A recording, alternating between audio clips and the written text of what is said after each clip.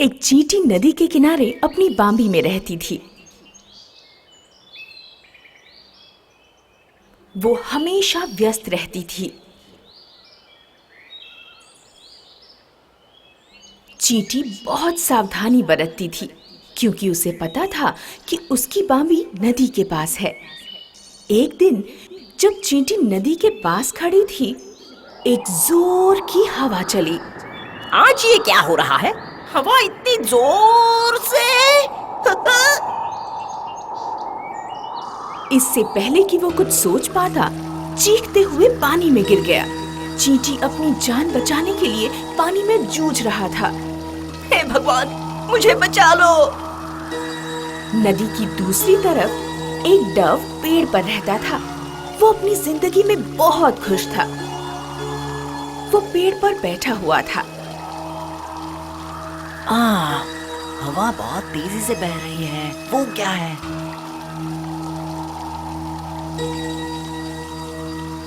कुछ ही देर में चींटी तैरते हुए उस पेड़ तक पहुंच गया जहां डव बैठा था।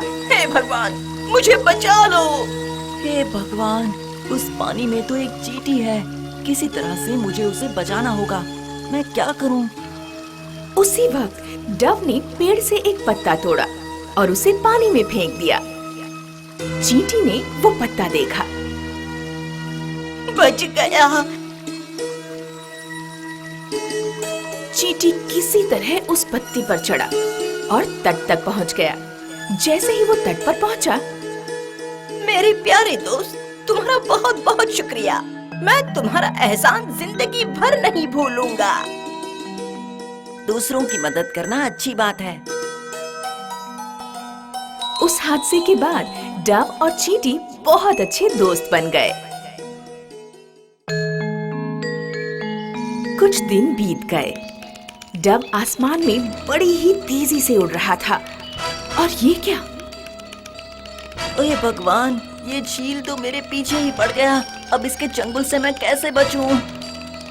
डव उसी पेड़ पर जा पहुंचा जिस पर वो रहता था और चील भी उसी पेड़ की सबसे ऊंची शाखा पर आकर बैठ गया, डव के बाहर आने का इंतजार करते हुए। उसी दौरान एक शिकारी ने अपनी बाण से डव को निशाना बनाना चाहा। आज मैं डव का गोश्त खाऊंगा, जो बहुत ही लजीज होता है। हे भगवान, शिकारी नीचे से मेरा शिकार करना चाहता है और चील ऊपर से। अब मेरी कहानी तो खत्म। तुम्हारी हिम्मत कैसे हुई मेरे दोस्त पर निशाना साधने की?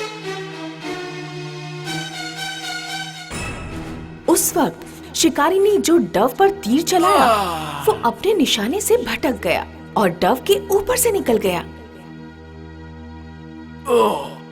दर्द हो रहा है। किसी ने मुझे काट लिया।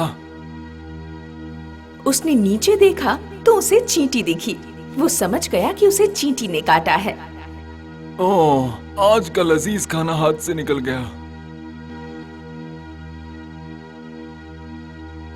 तो डव ने चींटी का शुक्रिया अदा किया।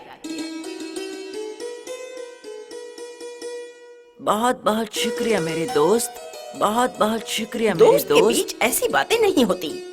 चलो, हम हमारी रोज की जगह पर जाकर बातें करते हैं।